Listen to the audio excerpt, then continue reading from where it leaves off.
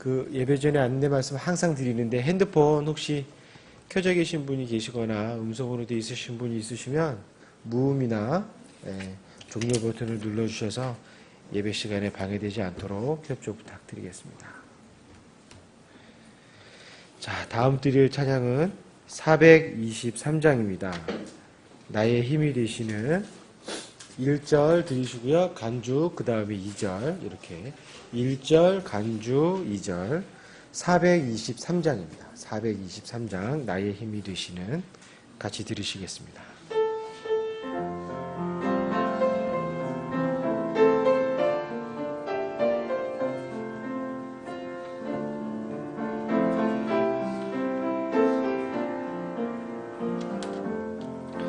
나의 힘이 되시는 오 주여 내가 주를 사랑해요. 주는 나의 반성이시요 나의 요새시요 나를 건지시는 분이요 나의 신뢰할 힘이시니 나의 힘이 되시는 오 주여 내가 주를 사랑해요. 간주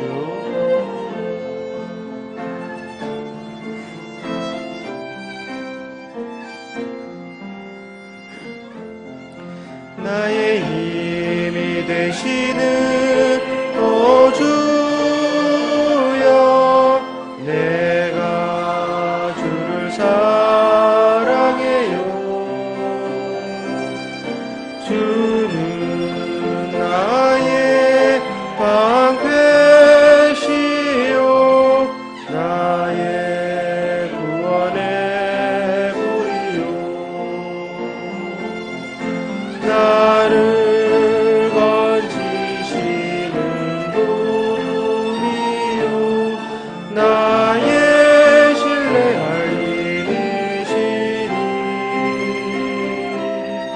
나의 힘이 되시는 오 주여 내가 주를 사랑해요.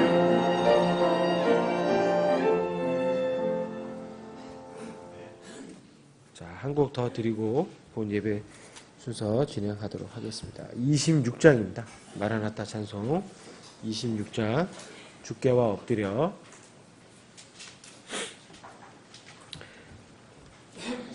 두 번 연속해서 부르시겠습니다. 간주 없이 바로 두 번 연속해서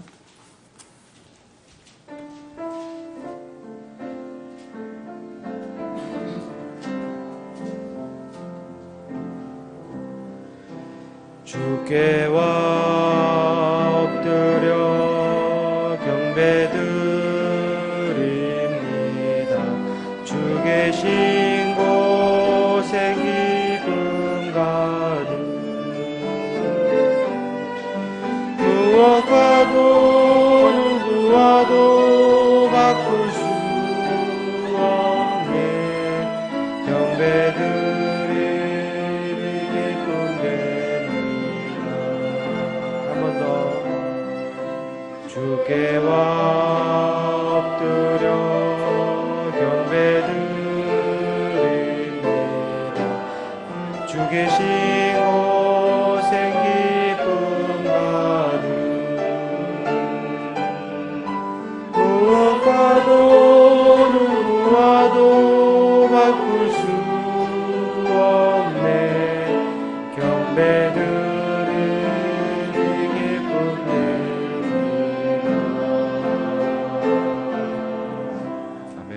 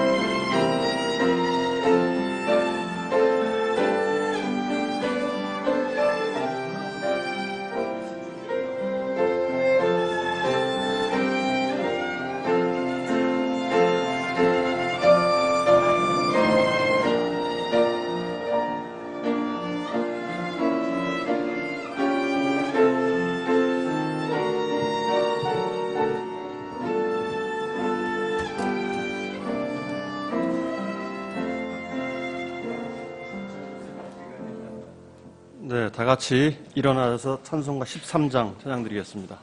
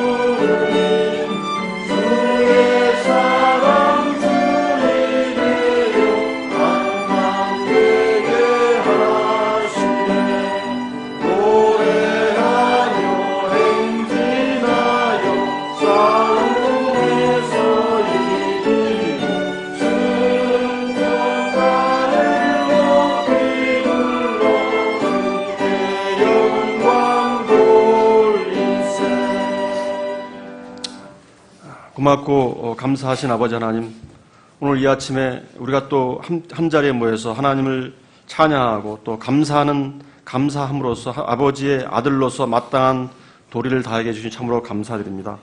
우리가 아직 죄 가운데 있을 때, 우리가 갈 바를 알지 못하고 있을 때 주님께서 우리를 찾아오셔서 우리를 위해 죽으시고 또 우리를 위해 살아나셔서 우리의 생명이 되신 것을 감사합니다.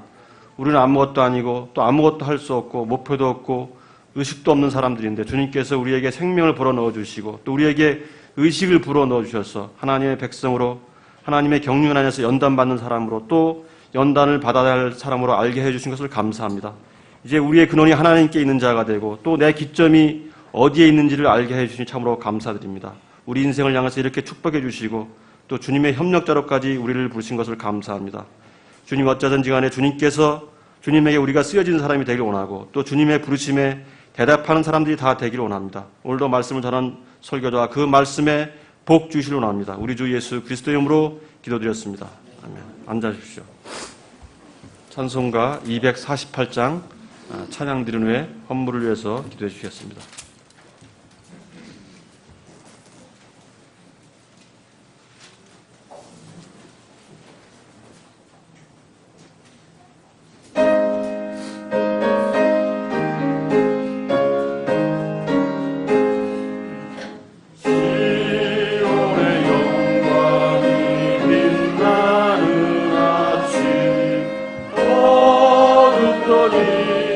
땅이 밝아오네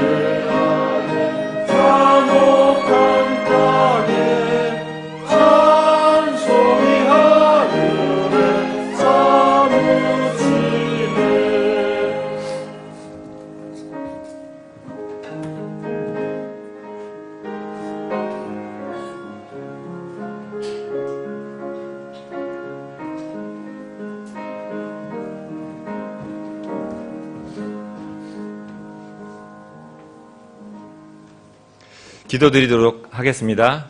아버지 하나님 감사합니다. 우리가 세상에서 살면서 수고를 할 때 그 땀의 수고가 헛되지 않고 소출이 있게 하여 주시니 감사합니다.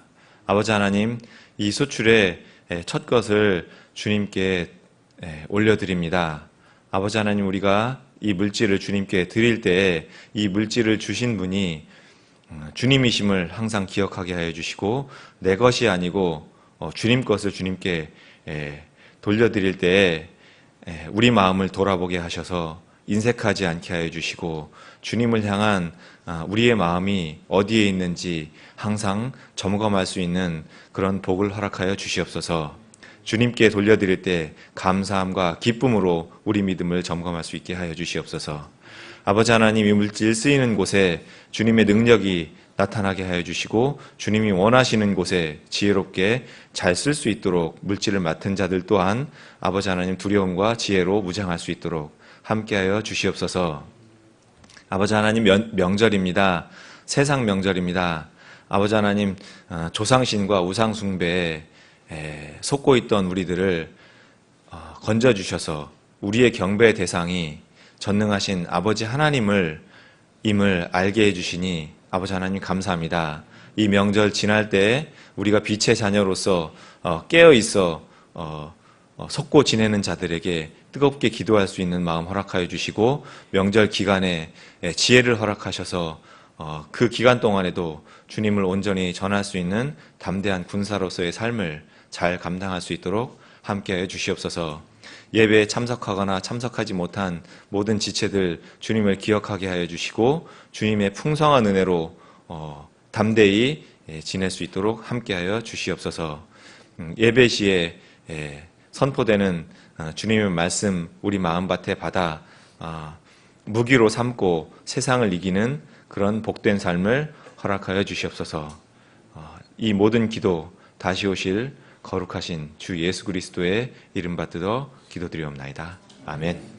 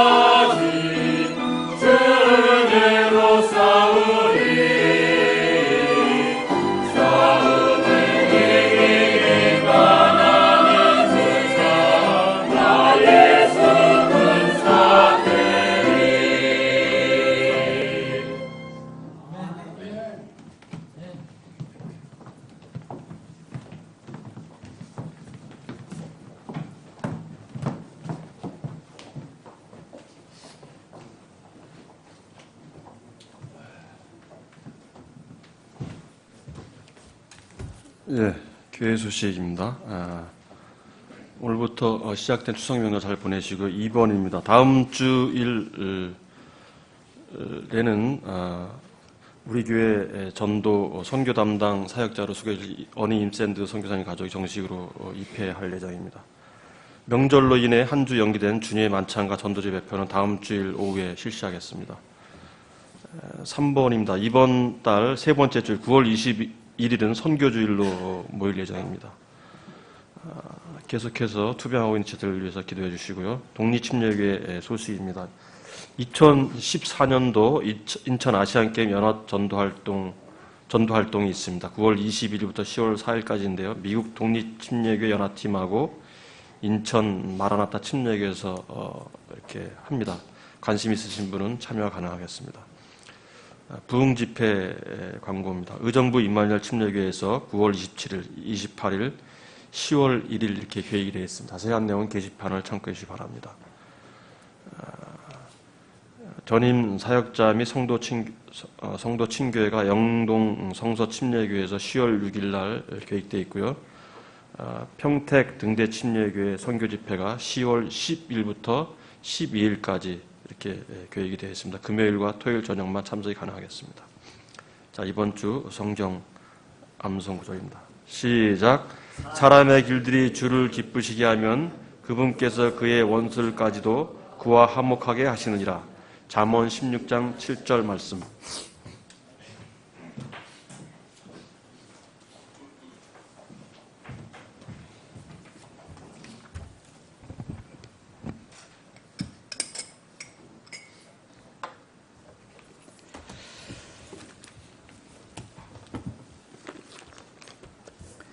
지금 광고 드렸는데 그 아시안 게임 인천에서 열리잖아요. 인천. 그래서 인천의 그 지역에서 가장 가까운 곳이 그 마라나타 침례교회예요. 그래서 미국에서 연합팀이 동침례 연합팀이 인천 마라나타 침례교회에서 아마 숙식을 같이 하면서 이렇게 그 아시안 게임이 열리는 기간 동안 그 장소 경기장에 나가서 외국에서 온 사람들 주로 이렇게 복음을 전하는 그런 일을 합니다. 그래서 혹시 여러분들이 관심이 있어서 참가를 원하시는 분이 있으면 저한테 알려주시면 됩니다. 저하고 이제 앞으로 오실 이제 어니 임샌드 선교사님하고 몇 번 참가를 할 계획을 가지고 있습니다. 그리고 그 지금 돼 있는 다른 교회의 집회도 여러분들이 참석하실 수 있으면 잘 계획하셔서 참석하시면 여러분들에게 영적인 큰 도움과 은혜를 받을 수 있을 것입니다. 다 같이 일어나셔서 인사하는 시간 갖겠습니다. 399장 1절 드린 뒤에 서로 인사하는 시간 갖겠습니다.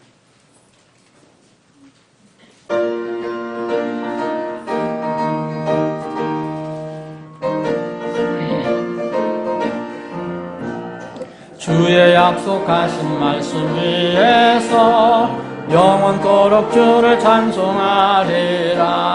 소리 높여 주께 영광 돌리며 약속 믿고 굳게 서리라. 굳게 서리 영원하신 말씀 위에 굳게 서리 굳게 서리 그 말씀 위에 굳게 서리라.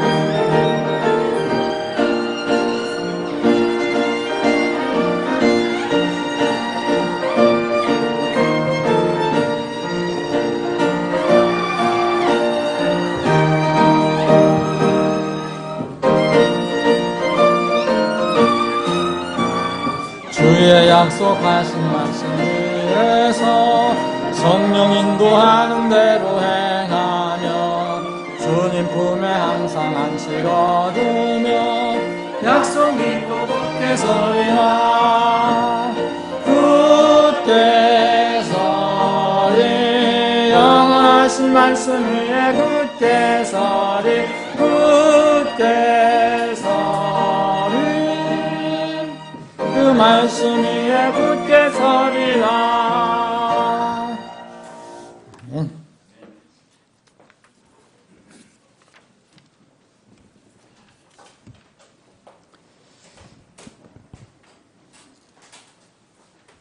오늘 함께 나눌 말씀은 신약성경 요한계시록 2장입니다. 오늘은 여러분들 편안하게 앉아서 그냥 읽으시겠습니다. 제가 봉독을 하겠습니다. 2장 18절부터 23절입니다.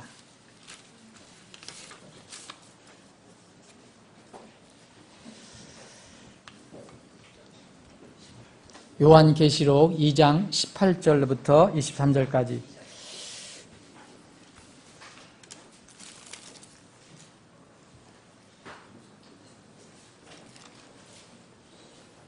여러분 다 찾으셨죠? 소아시아 7교회 중에서 이제 네 번째 교회에 관한 그 주님께서 친히 하신 말씀입니다. 도아디라에 있는 교회의 천사에게 편지하라. 천사는 여러분들이 그 하늘의 천사를 이야기하는 게 아닙니다. 여기 메신저입니다. 이렇게 주님의 보내심을 받은 자, 그러니까 교회에 그때 당시에는 이 교회를 맡고 있었던 어떤 감독이든 목회자를 지금 이야기하는 겁니다. 여러분, 이 사람이 보이지 않는 천사에게 편지를 썼다고 생각하시면 안 됩니다. 눈이 불꽃 같고 발이 정제된 놋 같은 하나님의 아들이 이것들을 말하노라. 내가 네 행위와 사랑과 섬김과 믿음과 네 인내와 네 행위를 아노니 마지막 것이 처음 것보다 많도다. 그럼에도 불구하고 내가 너를 책망할 것이 몇 가지 있으니 이는 내가 이세벨이라는 그 여자를 용납하기 때문이라. 그녀가 자기를 가리켜 여대언자라 하며 내 종들을 가르치고 깨어 음행하게 하며 또 우상들에게 희생물로 바친 것들을 먹게 하는도다. 내가 그녀에게 그녀의 음행을 회개할 여지를 주었으나 그녀가 회개하지 아니하였도다. 보라, 내가 그녀를 침상에 던져 넣을 것이요 그녀와 함께 간음하는 자들도 만일 자기 행실을 회개하지 아니하면 큰 환난 속에 던져 넣을 것이며 또 내가 사망으로 그녀의 자녀들을 죽이리니 그리하면 모든 교회가 나는 곧 속 중심과 마음을 살피는 자인 줄 알리라. 또 내가 너희 행위에 따라 너희 각 사람에게 주리라. 오늘 29절까지 도아들에게 주신 말씀인데 오늘 여기까지만 읽겠습니다. 아버지 하나님, 오늘 참으로 좋은 복된 주일 허락해 주심을 감사합니다. 이 아침에 모여서 주님을 찬양하고 경배하게 하시니 더욱 감사합니다. 이 특권을 저희들이 소중하게 잘 활용하게 하시니 더욱 감사합니다.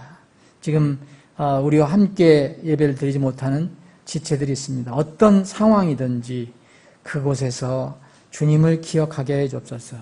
몸이 불편해서 몸이 아파서 참석하지 못하는 지체가 있고 또 부득이 이제 고향을 이제 방문하는 지체들이 있습니다.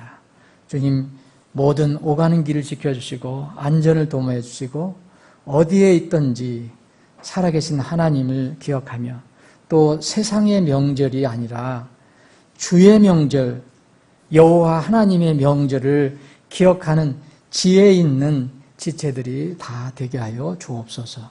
거룩하신 예수님의 이름으로 기도합니다. 아멘.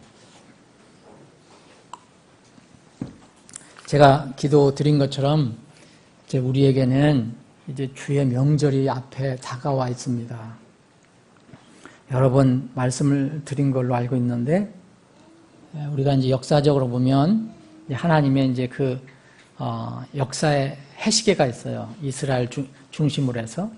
근데 이제 우리는 이미 6월절이나 무교절 같은 거, 이제 초실절, 오순절은 우리가 다 이제 이루어졌습니다.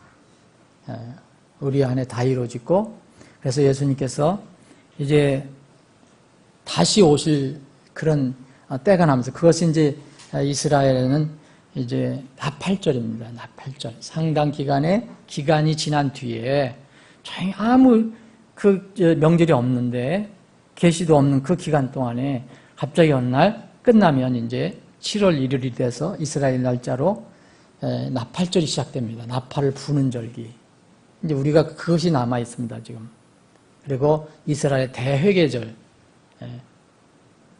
그 다음에 마지막에 이제 장막절이 남아 있습니다. 초실절. 이것은 우리에게 앞으로 이루어질 어떤 절기를 얘기하거든요, 명절. 그래서 여러분, 늘 명절, 우리가 좋은 명절, 우리에게 쉬게 해주시니까 좋은 거잖아요.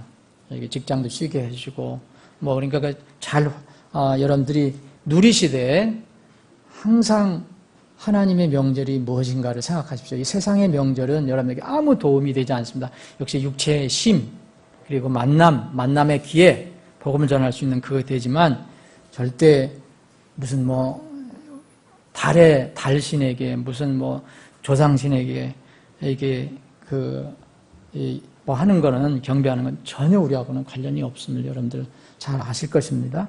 그래서 어떤 상황에서든지 이제 모르는 친척, 모르는 가족들과 어디 지내더라도 여러분들 하나님의 명절 기억하십시오. 하나님 명절. 세상의 사람의 명절은 영원하지 않습니다. 하나님 명절을 기억하십시오.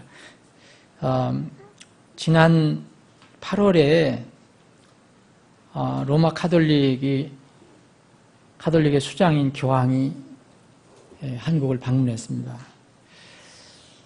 요새 좀 조용해졌어요. 제가 그때 바로 이렇게 그 주에 설교를 하려다가 좀 미루어야 되겠다 그런 생각이 들어서 오늘 조용한 이 추석 명절에 조용할 때 한번 말씀을 나누기를 원합니다. 여러분, 그때 열기가 얼마나 뜨거웠습니까?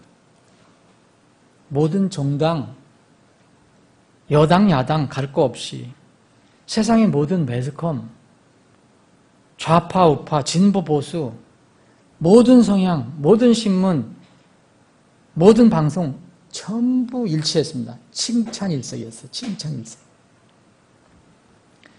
심지어 개신교, 불교, 유교, 천도교, 원불교, 민족 종교 또 모여서 다 환영을 했습니다. 이게 무슨 열기인가? 이상한 열기입니다. 놀랄 일이 아니죠. 여러분, 조금 지금 조용해졌잖아요. 그런데 계속 여기서 나오지만 지금 우리가 냉정하게 지금 이 시간 한번 생각해 보십시오. 그때 얘기하면 반대를 위한 반대를 한다고 또 얘기할 사람이 또 있을지도 몰라요. 성경의 가르침은 정말 어떤 상황에서든지 그게 변하지 않습니다. 그런데 성경의 가르침이 홀대를 받아요. 경홀히 여김을 받아요. 그리고 화려하고 겉보기에 그럴듯한 거짓 종교는 세상이 찬성하고 환영을 합니다. 여러분들이 혹시 이제 오늘 예배를 드리고 난 뒤에 또 가족, 친척을 이렇게 만나려고 방문하시는 분들이 있을 것입니다. 또 늦게 고향을 가시는 분들도 있을 것이에요. 이번에는 이 추석 명절에는 정치인들은 제일 이렇게 추석 명절에 이제 다 자기 지역구로 가서 소위 여론을 듣고 이렇게 뭘 한다고 그러잖아요, 정치인들이.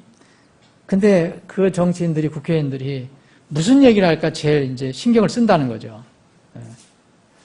아마 정치 얘기, 요새 같으면 국회를 해산하라는 얘기도 많이 나오더라고요.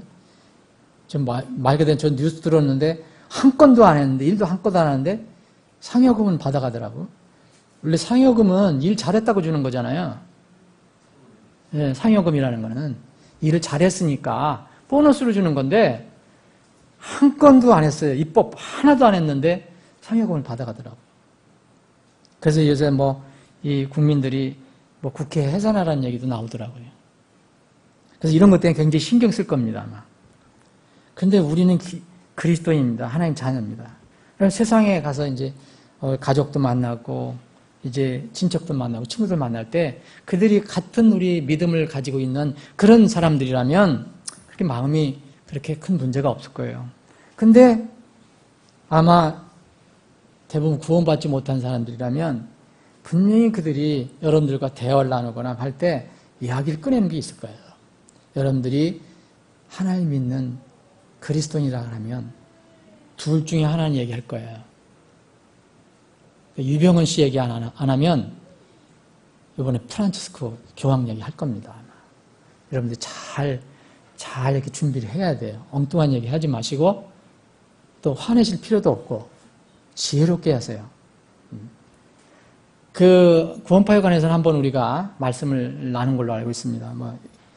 공부하려면 또 한참 걸리지만 그래서 오늘은 그 교황 방문에 관해서 방안에 관한 관련된 이야기를 나누기를 원합니다. 우리가 먼저 생각해 볼 것은 로마 카톨릭의 교황이 우리나라를 방문했어요. 온 나라가 야단이었어요. 대통령으로부터 최고 대통령으로부터 말단 국민까지 전부, 심지어는 거기 멀리서 바라보기를 원하는 사람, 또 거기 가까이 가서 이렇게 안수를 받기를 원하는 사람, 엄청난 사람들이 정말 뭔가를 이렇게 그분으로부터 복을 받으려고, 축복을 받으려고 애를 썼습니다. 로마 카톨릭의 교황이 뭐냐? 로마 카톨릭 교황은 이 사도 베드로와 관련이 있습니다. 로마 카톨릭은 1대 교황이, 지금 몇 대 교황이죠? 잊어버렸는데, 예? 지금 이 프란치스코 교황의, 1대 교황의 1대 교황은 뭐냐면, 베드로입니다, 베드로. 그들이 베드로가 1대 교황이라고 이야기합니다. 그래서 베드로의 후계자, 예수 그리스도의 후계자가 지금 프란치스코예요. 근데 교황이라는 말은 로마 지역에 있는 교회, 로마 교회의 주교하고 같은 말이에요. 그때 당시 로마 주교는 다른 지역에 있는 교회를 통치할 수 있는 그런 권한이 주어졌어요. 그래서 교황도 주교입니다. 주교 중에 하나인데 또 그 주교 중에 그 로마를 이게 통치하는 주교는 으뜸이다. 이렇게 해서 교황이 생긴 거거든요. 그러면 이들이 주장하는 것은 베드로가 일대 교황이었다고 얘기합니다. 그럼 우리는 그들의 어떤 그 주장보다는 성경 말씀, 하나님께서 우리에게 주신 말씀, 이것을 보고 우리가 살펴보면 됩니다. 그러면 로마 주교가 교황이에요. 근데 로마 주교가 베드로가 되어야 됩니다. 그러면요, 그렇지 않으면 그것은 무너지게 돼 있어요.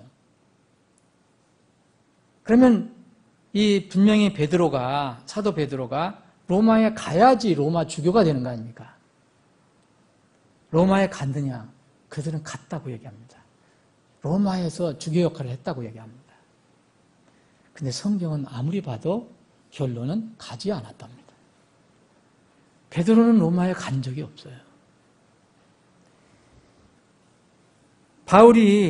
사도 바울이 고린도에서 로마 교회에 편지를 써 보냈습니다. 이것이 바로 로마서입니다.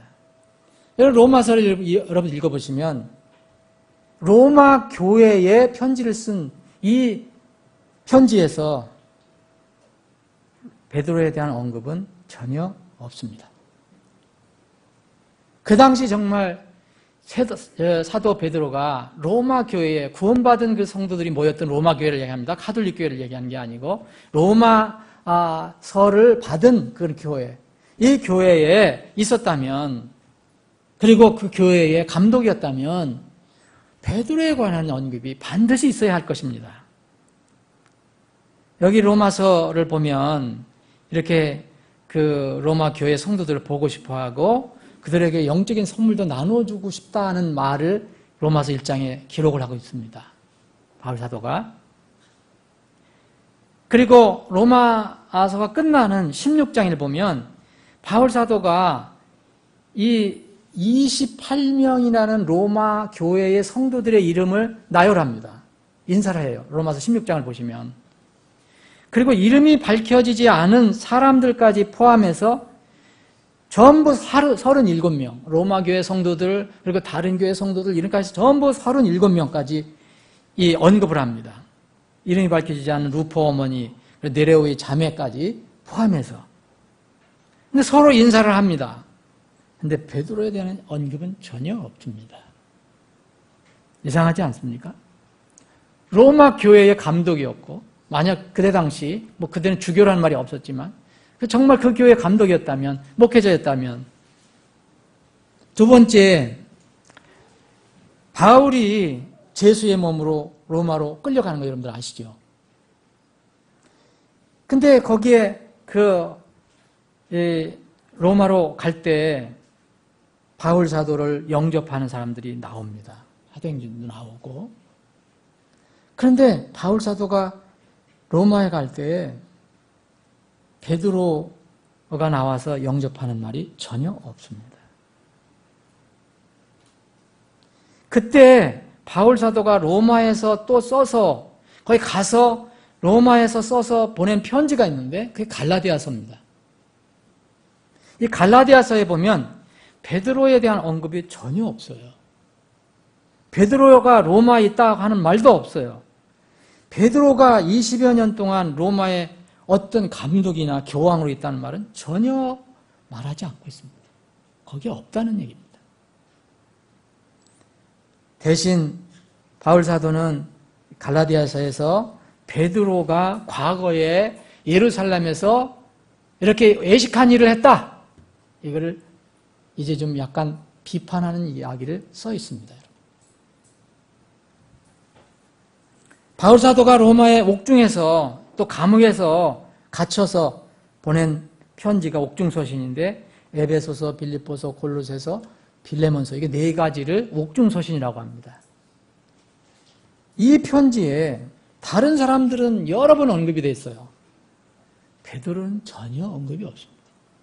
로마 카톨릭이 주장한 것처럼 베드로가 로마에 분명히 있었다. 그러면 베드로가 여기 로마 교황이라면 그때 당시 감독이고 그렇단데 그 교회 지도자인데 이건 이상한 거 아닙니까? 여기 사도 바울이 또 생애 마지막에 편지를 쓴 게 디모데 후서입니다. 이것도 로마에서 써서 보낸 편지인데 사도 바울은 그 편지에서 여러분들 아무리 눈을 씻고 찾아봐도 베드로 말을 하지 않습니다. 이렇게 씁니다. 디모데후서 4장에 보면 오직 지금 누가만 나와 함께 있다. 자기 어떤 건강을 위해서 동행한 그 누가라는 의사만 나와 함께 있다. 그리고 디모데후서 4장 16절에 보면 내가 처음 답변할 때 아무도 나와 함께 하지 아니하고 모든 사람이 나를 버렸으나 그것을 그들의 책임으로 돌리지 아니하기를 하나님께 기도하노라. 로마에서 이 네로 앞에 서서 굉장히 고난을 받고 심판을 받는데 재판을 받는데 다 버렸다고 그랬어요. 모든 사람이. 그럼 베드로도 바울을 버린 거예요. 만약 거기 있었다면. 베드로는 거기에 없었습니다.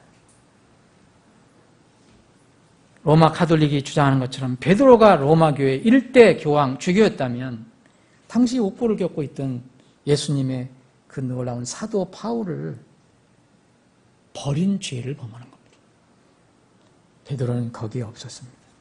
그러므로 1대 교황이라는 것은 거짓말입니다. 꿈인 것입니다. 두 번째, 베드로와 로마 가톨릭의 교황. 두 번째는 지금 로마 교황뿐만 아니라 사제, 신부는 다 결혼을 할 수 없습니다. 그게 규정으로 돼 있어요. 그들의 법으로 돼 있어요. 여러분, 이 불교의 사제가 바로 승려잖아요. 그들이 결혼하는 거하고도 참 이상하게 일맥상통하죠. 일맥상통합니다. 교황은 당연히 결혼하지 않아야 돼요. 신부도 결혼하지 않아야 됩니다. 결혼하면 그걸 세속으로 나와야 돼요. 이들은 주장합니다. 교황은 일대 교황인 베드로는 결혼하지 않고 독신이었다. 여러분 이걸 믿을 수 있어요? 성경을 읽어보면 베드로는 결혼을 했습니다. 여러분 누구 말을 믿을 겁니까? 화면이 성경에 있는데 사람들은요 그걸 그냥 믿어요. 이게 너무 안타까운 겁니다. 마태복음 8장 14절에 베드로의 아내의 어머니가 나와요. 열병 들었던 베드로의 아내의 어머니를 예수님께서 치료해 주셨잖아요. 그랬더니 금방 낫고 베드로의 그 장인이죠. 장인이 바로 낫고 나서 그들을 섬기잖아요. 그런데 여러분 킹제임스 성경에서 베드로의 아내의 어머니라고 한 것 정확하게 번역한 겁니다. 베드로의 장인이라면 장모라면 구멍이 생겨요. 장모는 실제 결혼하지 않고도 법적으로 다 형 어머니도 만들 수 있거든요. 그래서 여기는 분명히 성경은요 베드로의 아내의 와이프의 어머니라고 표현했어요. 꼼짝 못하죠. 마가복음 1장 30절에도 시몬 베드로가 또 이름이 시몬이잖아요. 베드로의 장인의 장모의 열병을 치료했다 하지 않고 시몬의 아내의 어머니라고 표현합니다. 더 이야기할 게 없죠. 여러분 고린도전서 9장에 바울 사도가 이제 사역자의 그 어떤 자기의 권리에 관해서 얘기할 대목이 나옵니다. 바울 사도는 고린도 교회가 돈이 많은 교회인데 이게 무슨 바울 사도가 무슨 돈을 이렇게 좋아하느니 뭐 돈을 받아서 어떻게 쓰느니 아마 이런 얘기를 했었는가 봐요. 그래서 고린도 교회에서는 절대 돈을 안 받았습니다. 사역 헌금을 안 받았어요. 다른 교회에서는 받았어요. 가난한 교회에서는.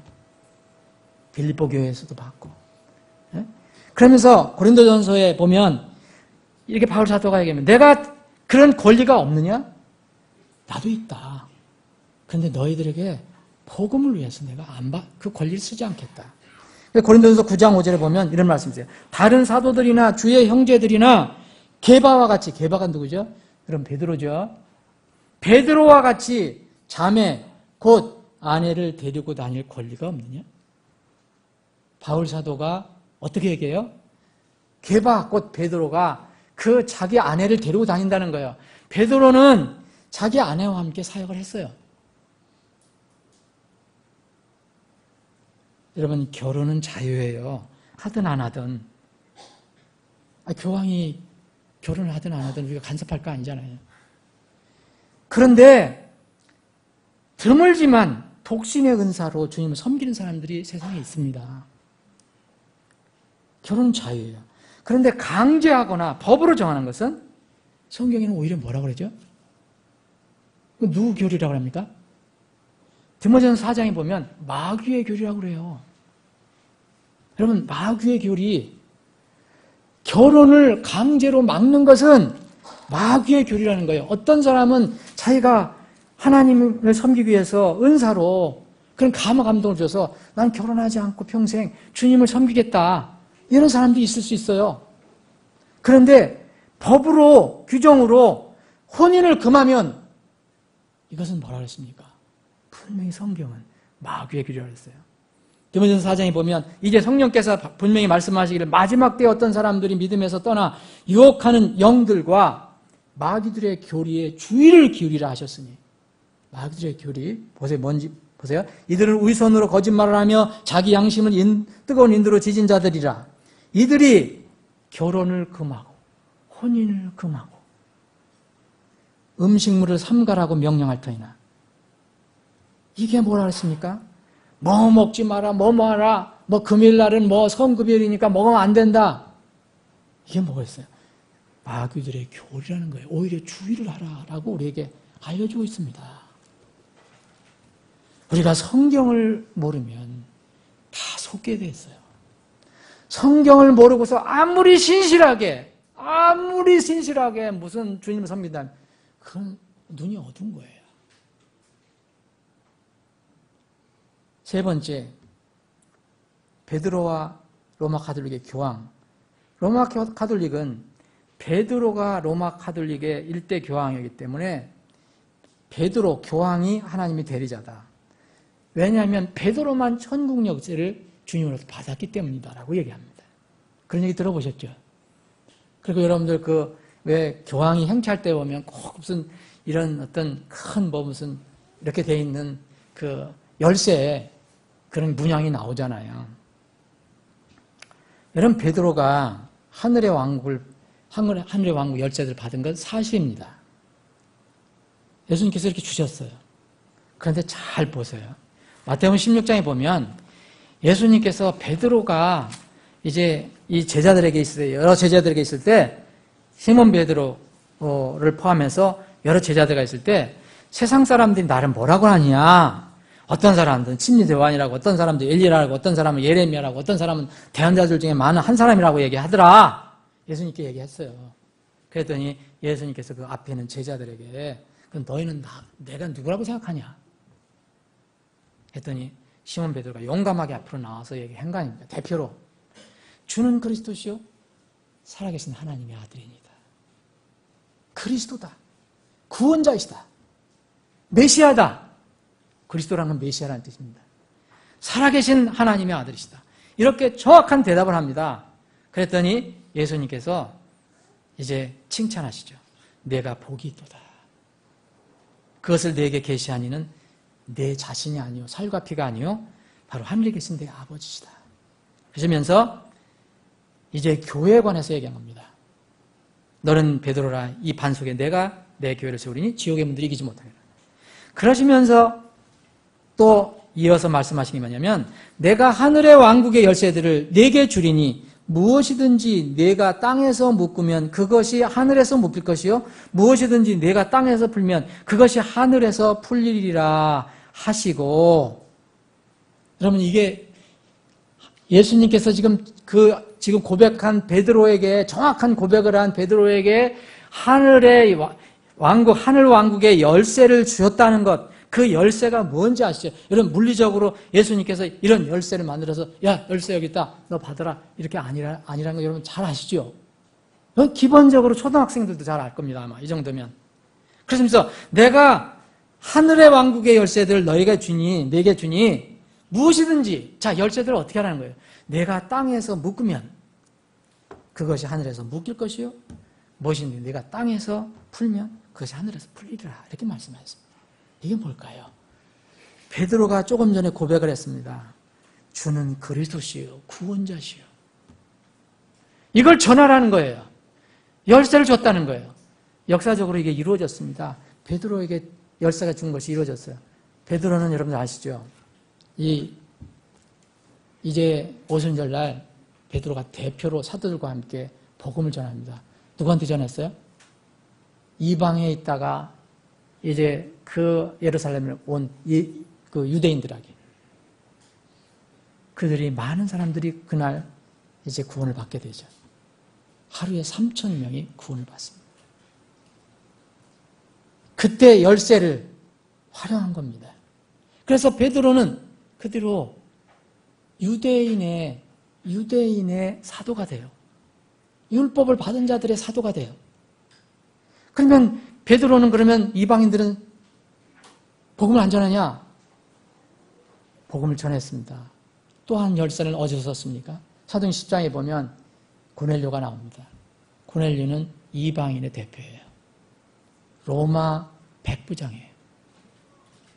베드로가 처음에는 저 꺼렸죠. 유대인이 아니라고. 하나님께서 책망하셨죠. 가라. 내가 이제 깨끗하다고 하는데 네가 왜 더럽다고 하냐. 깨닫고 갑니다. 그래서 베드로를 통해서 고넬료가 구원받고 고넬료가 모아놓은 모든 가족과 친구들이 다 구원을 받아요. 열쇠를 쓴 겁니다. 주가 바로 예수 그리스도께서 구원자시라는 걸 전했어요. 열쇠 썼죠. 만약에 베드로가 가지 않고 그냥 땅에서 묶어 놓아두면 하늘에서 안 열립니다. 땅에서 안 풀면 그래도 하늘에서 안 풀려요. 근데 땅에서 풀어놓으면 하늘에서 풀려요. 그날 고넬료는 하늘의 이름이 기록됐어요. 오순절날 3,000명이 땅에서 구원받았는데 하늘에 그 이름이 기록됐어요. 근데 이런 명령을, 이런 사명을 여러분 베드로에게만 주었습니까? 곧 이것이 이제 나타납니다. 여러분 마태복음 18장에 보면 제자들에게 이렇게 얘기해요. 교회를 얘기하시면서 이제 어떤 사람이 문제가 있으면 가서 정리를 해줘라. 또 말 안 들으면 또 두세적인 증인의 말을 확증해라. 그래도 말을 안 들으면 교회에게 말해서 교회의 말도 안 들으면 마지막 판단이다. 그거는 더 이상 절차 없다. 교회의 말도 안 들으면 너는 그를 이교도나 세리같이 여기라 라고 얘기합니다. 마태복음 18장 17절에 보면 교회의 최종 권위를 얘기하신 거예요. 지역교회의 권위가 여러분 예수님의 권위, 예수님께서 지역교회에게 다 주신 겁니다. 이거. 이 지역교회를 모르는 사람들은 너무 안 된 거예요. 정말 안 됐어요. 지역교회가 얼마나 큰 권위를 가지고 있는가. 그래서 여기에 마태복음 18장 18절에 보면 예수님께서 이렇게 친히 말씀하신 겁니다. 진실로 내가 너희에게, 너희는 누굽니까? 조금 전에 교회를 얘기하셨어요. 교회에게 이르노니, 너희들 교회들에게 이르노니 무엇이든지 너희가 땅에서 묶으면 그것이 하늘에서 묶일 것이요 무엇이든지 너희가 땅에서 풀면 그것이 하늘에서 풀리리라. 그래서 내가 다시 너에게 이르노니 너희 중에 두 사람이 자기들이 구할 어떤 것에 대해서 땅에서 한 마음이 되면 하늘에 계신 내 아버지께서 그들 위에 그것을 행사하시리라. 교회 권위. 두세 사람이 내 이름으로 함께 모인 곳에 나도 거기에 그들의 한가운데 있느니라. 주님은요 항상 교회 안에 계심을 믿으시기 바랍니다. 교회에게 이런 권한을 주셨어요. 바울 처음에는 베드로에게 줬어요. 그걸 또 제자들에게 확대해서 다 줬어요. 그런데 여전히 로마 카톨릭은 베드로만 열쇠를 가지고 있다고 그래요. 교황만 열쇠를 가지고 있다고 그래요. 그래서 교황 말은 법과 같은 거예요. 법. 이것도 거짓말인지 여러분들 아실 것입니다. 성경을 보면. 네 번째는 로마 교황 그리고 베드로와 관련돼서 로마 교황은 뭐냐. 로마 카톨릭 교황은 뭐랍니까? 무오하다고 그래요. 무오. 여러분 들어보셨어요? 교황 무오설. 교황으로 한번 선출되면 이 사람은 잘못하는 것이 없다는 거예요. 이건 정말 눈 가리고 아웅하는 거지. 역사적으로 보면 이 교황들이 얼마나 나쁜 일을 많이 했는지 몰라요. 첩도 많이 두고 사생아도 많이 두고 뭐 폭력도 많이 쓰고 뭐 너무 많은 사람들 많아요. 뭐 인격적으로 훌륭한 교황도 있었지만 정말 악한 교황이 더 많았어요. 근데 교황 무엇을해요? 죄가 없는 거예요. 잘못이 없는 거예요. 오류가 없는 거예요. 여러분 이 말 자체도 신성모독입니다. 하나님이신 예수 그리스도 외에는 무한 존재가 세상에 없어요. 교황도 구원받아야 할 죄인입니다. 베드로는 주님의 제자라는 건 분명해요. 할례자들을 위한 곧 율법을 받은 유대인들을 위한 사도로 쓰임을 받았어요. 훌륭한 사람입니다. 그러나 허물이 없었던 사람입니까? 여러분 베드로가 어떻게 했습니까? 여러분 베드로가 로마 교회의 초대 교황이라면 로마 카톨릭이 주장하는 교황의 무엇을은 정말 거짓말이에요. 오직 주님만 무엇하신데 그분의 그 영광을 찬탈하는 무서운 얘기입니다. 하나님의 영광을 찬탈하는 일입니다. 하늘의 열쇠들, 하늘 왕국의 열쇠들을 받자마자 여러분 마태복음 16장 18절에 보면은 이 열쇠를 받았잖아요. 19절에. 이걸 가지고 로마 카톨릭에서는 얘기하는 거예요. 그런데 여러분 조금 몇 절 지나면 베드로가 뭐로 떨어져요? 뭐로 떨어집니까? 사탄으로 전락해요. 예수님께서 열쇠를 주셨다 그랬어요. 복음을 전하라는 얘기입니다.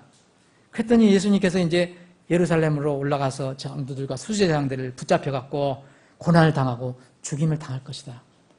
그러나 셋째 날에 내가 다시 부활하고 너희 제자들에게 보일 것이다. 그랬더니 베드로가 그분을 붙잡고 막 화를 내면서 주님은 그렇게 하면 안 된다. 어떻게 주님이 죽으실 수 있느냐. 절대 그럴 수 없다. 결코 그런 일이 일어나서는 안 된다 그랬죠. 그랬더니 예수님께서 베드로에게 이렇게 했습니다. 사탄아, 너는 내 뒤로 물러가라. 여러분, 곧 사탄이 됐어요. 베드로는.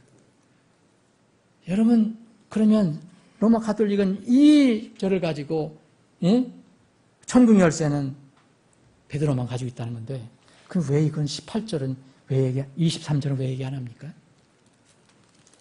그럼 로마 교훈은 사탄이네요. 참 성경을 이렇게 이해를 하면 참 곤란하다는 겁니다.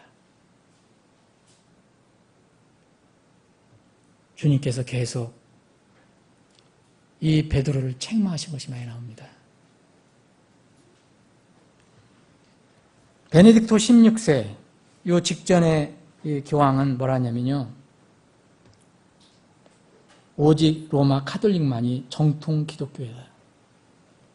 로마 카톨릭 교회 외에는 교회가 아니다 라고 얘기했어요. 참 무서운 얘기입니다. 자, 우리는 베드로와 로마 카톨릭 교황 관계를 살펴봅니다. 로마 카톨릭 교황과 성모 마리아를 잠깐 살펴봅니다. 이걸 교황 제도라고 하는 게 낫겠어요. 교황 제도. 천주교의 교리를 보니까 이런 말이 있어요. 교황은 예수님께서 친히 만드신 직분이다. 첫 번째, 예수 그리스도의 지상 대리자이고, 두 번째, 로마의 주교고, 세 번째, 바티칸 나라의 원수이다. 국가 원수라는 거예요. 이게 교리예요. 이게 교황 제도예요. 로마 주교가 이제 로마 교황이 됐잖아요. 근데 로마 어떻게 교황이 그 모습을 보면 왜 이런 모습을 할까? 그것을 역사적으로 돌아보면 쉽게 금방 발견할 수 있습니다. 여러분들 조금만 역사를 연구해 보면 로마 당시에 기독교를 공인하기 전에 로마는 다신교 국가예요. 이교도 국가예요. 여기는 여러 가지 신들을 많이 섬겼어요. 그 중에 미트라교가 있어요. 미트라. 여기 이 교는 바빌론 신비주의의 대표 교회인데 이 미트라 교회 제사장이 하는 것이 거의 지금 교황이 하는 것과 비슷합니다. 모습이 비슷하다는 거예요. 교황 제도는 사실 세상 권세와 야합한 타락한 교회의 산물이에요. 바벨론 신비주의예요. 여러분 지금 현 프란치스코 교황 역대 최고의 인기를 누리고 있습니다. 검소하고 자애로운 파파로 불립니다. 저는 개인적으로 그분이 개인적으로 인격이 성품이 훌륭할 수 있다고도 믿습니다. 그 부인하지 않아요. 그러나 여전히 그는 본인이 알든지 모르든지 반성경적인 종교 조직의 우두머리일 뿐입니다. 중세기 약 1000년 동안 종교재판을 통해서 로마 카톨릭 종교재판을 통해서 1억 명 이상이 죽거나 몸이 불구가 되거나 처참한 고문을 받거나 고통스러운 삶을 살았어요. 이런 사람들, 수많은 사람을 죽이고 고문을 행하고 죽이고 또 교황 제도를 보호하기 위해서 세계 곳곳에서 불법을 저지른 제수이트 출신의 교황입니다. 이번 교황이. 제수이트 출신. 예수의 출신입니다. 다시 말씀드립니다. 그분 프란치스코 그 교황이 그분은 개인적으로는 좋은 성품, 인격이 있는지도 몰라요. 그 부인하지 않습니다. 그런데 로마 카톨릭 교황으로서 그 제도로서는 정말 우리는 도저히 성경적으로 받아들일 수 없어요. 로마 교황, 역사적인 로마 교황이 어떻게 됐느냐, 이거는 우리가 이제 시간 관계상 접어두더라도 역사적으로도요, 로마 주교가, 로마에 있는 교회가 그때 처음에 감독이 다른 교회보다 사회기도 커져서 결국 나중에 다 지배를 하기 시작한 겁니다. 그게 로마 교황의 시체예요. 로마 교황의 호칭 문제 생각해 보세요. 교황이라는 게 뭔지 아시죠, 여러분? 교회의 황제란 뜻이에요. 교인의 황제, 황 몰라요? 황제. 이거 우리나라 말도 잘못됐고요. 영어로는 포프라고 합니다. 포프. 이게 파파에서 왔어요. 파파는 아버지죠. 그래서 카톨릭 신부를 father라고 그래요. father. 그래서 신부 뭔지 아시죠? 하나님의 아버지란 뜻이에요. 저 부. 여러분, 성경은 그런데 우리의 육체의 아버지는 있지만 영적인 아버지는 오직 한 분만 있다는 것을 알려줍니다. 여러분, 마스터라는 말도 우리가 함부로 써서는 안 돼요. 이건 예수님께만 해당되는 거예요. father라는 거, 아버지는 반드시 하늘에 계시는 아버지에게만 해당되는 거예요. 이 마스터는 또 그리스도의 호칭이에요. 그런데 이 호칭 모두 로마 카톨릭은 자유롭게 교황에게 쓰고 있습니다. 교황을 여러분 이번에 신문 보니까 교황을 뭐라는지 아세요? Holy Father라고 그랬어요. 번역해 보세요. 뭐죠? 거룩한 아버지. 우리 여러분들 어떻게 기도하시죠? 하늘에 계신 거룩한 아버지시여. Holy Father예요. 이건 신성모독이고 참남된 호칭입니다. 예수님께서 뭐라고 그랬습니까? 예수님께서 이렇게 얘기하십니다. 너희는 랍비라 불리지 마라. 너희 선생은 한 분 곧 그리스도이니 너희는 다 형제니라. 땅에 있는 자를 너희 아버지라 부르지 말라. 너희 아버지는 Father, 한 분, 파파, 하늘에 계신 분이시니라. 너희는 또한 너희는 지도자라 불리지 마라. 마스터라 불리지 마라. 너희 지도자는 한 분 곧 그리스도이니라. 리더는 여러 사람이 있을 수 있어요. 마스터는 오직 주님뿐이에요. 그런데 이것을 막 사용하고 있습니다. 사람들은 모릅니다. 그 홀리 파더 손 한 번 잡아봤으면, 안수 한 번 받아봤으면, 축복의 말 한 번 받아봤으면. 여러분, 로마 카톨릭 이 성직 계급제도는 또 아시죠? 이게 층층층층입니다. 성경은 그런 것을 인정하지 않습니다. 여러분, 목사 계급 아닙니다, 여러분. 그리스도 안의 형제입니다. 다만 이 일을 여러분들은 못하니까 하나님께서 전임해서 하라. 그것뿐이에요. 목사가 계급이 아닙니다. 일반 평성도 있고 그 위에 집사 있고 그 위에 권사 있고 그 위에 안수 집사 있고 그 다음에 장로 있고 그 위에 목사 있고 그 위에 또 감독이 있고. 성경은 그게 아니에요. 그리스도 안에서 다 동일합니다. 형제는 형제, 자매는 자매. 다만 맡은 직분이 달라요. 근데 이 카톨릭은 보세요. 동네 성당 신부 있죠? 또 주임 신부 있죠? 교구 신부 있죠? 주교 있죠? 그 위에 대주교 있죠? 그 위에 추기경 있죠? 그 위에 또 교황이 있어요. 이해도 복잡한 계급이 얼마나 많은지 몰라요. 잘 여러분들 보세요. 여러분 조금만 상식을 가져도 여러분들 그 로마 카톨릭 사제, 특별히 이번에 그 교황 보세요. 아무리 검소하다고 해도, 이분이 검소했다고 해도 다른 분에 비해서 검소한 거죠. 여러분 그 얼마나 호화롭습니까? 여기에 있는 이렇게 차는 저희가 있어요. 이 십자가 이거 문양은 대개 보석으로 합니다, 여러분. 보석으로. 호화롭고 화려하고 복잡합니다. 또 공통적인 것은 다 치마를 입는다는 거예요. 참 신기하죠. 모자도 비성경제예요. 모자를 여러분 살펴보면요. 이게 어디서 나왔냐면 제가 연구한 게 아니에요. 세상 사람이 다 알고 있어요. 여러분, 바빌론에 여러 가지 신이 있었는데 다곤신이라고 했어요. 다곤신. 다곤신은 뭐냐면 물고기 신입니다. 물고기를 섬기는 거예요. 물고기를. 그런데 그 물고기 신을 보면 여러분들 그 그림이 나오는데 뒤에는 그 인어처럼 이 물고기고 머리는 저기 사람이에요. 근데 그 신이 이렇게 그 관을 써 있는데 그게 똑같아요. 교황이 쓴 관하고. 삼중관. 아니 무슨 여러분 제가 목사가 여기서 이런 관 쓰고 한번 내가 설교하면 여러분 어떻게 생각하시겠어요? 제가 무슨 임금입니까? 그거 화려한 거 복잡 무슨 교황이 앉는 자리 따로 있어요. 교황 자리가 있어요. 교황관이 있어요. 이게 미트라는 거예요. 그러니까 여러분 조금만 눈을 떠서 보세요. 얼마나 화려하고 얼마나 복잡하고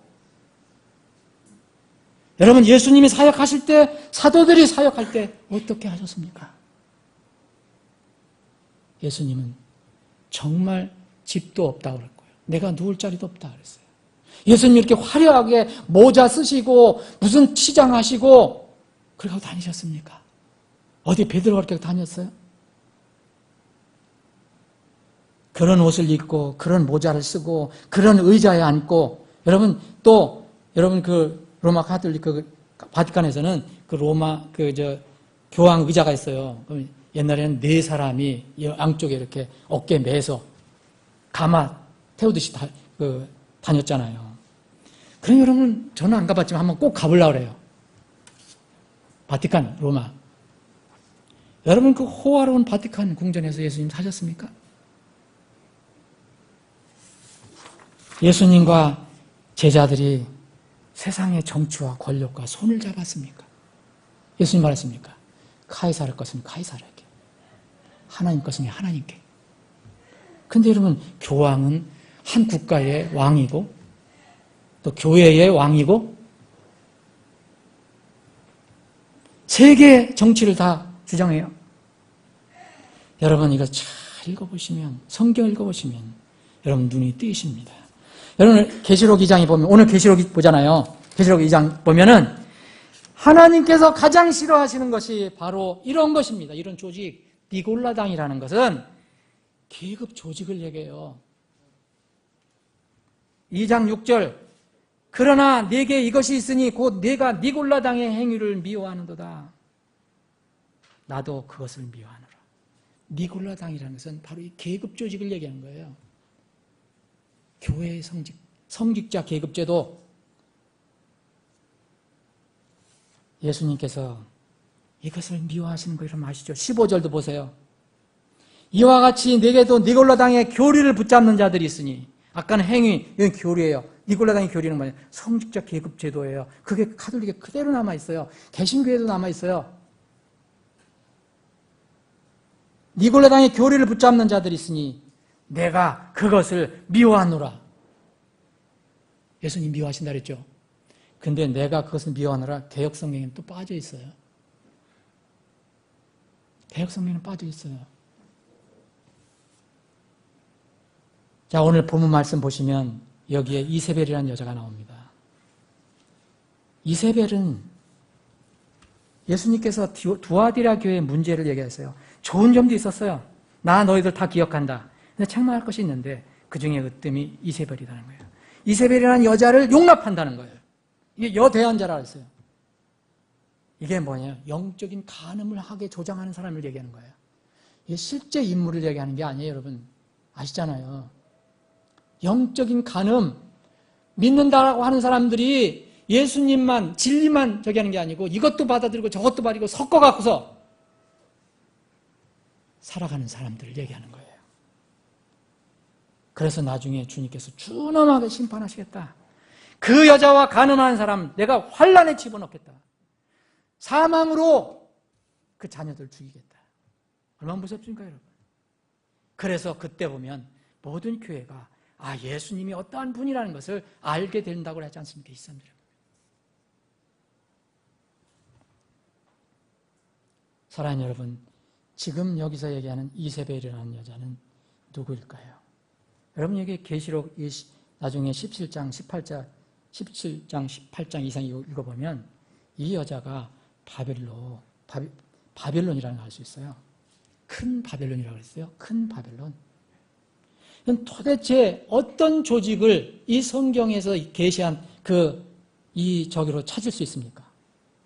갑자기 예수님 오실 때쯤 갑자기 조직이 생깁니까? 불가능한 얘기죠. 기존에 있는 조직입니다.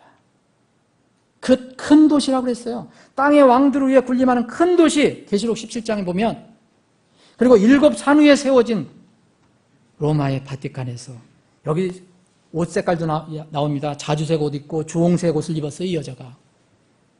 여러분 보세요. 거기 로마 사제들 입는 거 꼭 주홍색, 자주색. 예수님 피라고 다 얘기하는데 뜯어다가 갖다 맞추는 것은 참 최고잖아요. 그리고 거기 계시록 17장에 보면 누가 보석, 진주로 꾸미고 금잔을 가지고 있습니까? 이 여자가 이세벨입니다. 바로 이 여자가 이 땅의 창녀들과 가증한 것들의 어미라고 그랬어요. 계시록 17장 5절에 보면. 그런데 놀랍게도 계시록 17장 6절에 보면 이 여자가 성도들의 피와 순교자들의 피에 취해 있다. 그 여자가 누굽니까? 성도들의 피에 취해 있는 여자가 누구예요? 역사적으로 1억 명 이상 죽고 핍박을 받은 터키 침례 성도들이 많이 순교를 당했는데 이 사람들을 죽이고 핍박하는 사람이 누굽니까?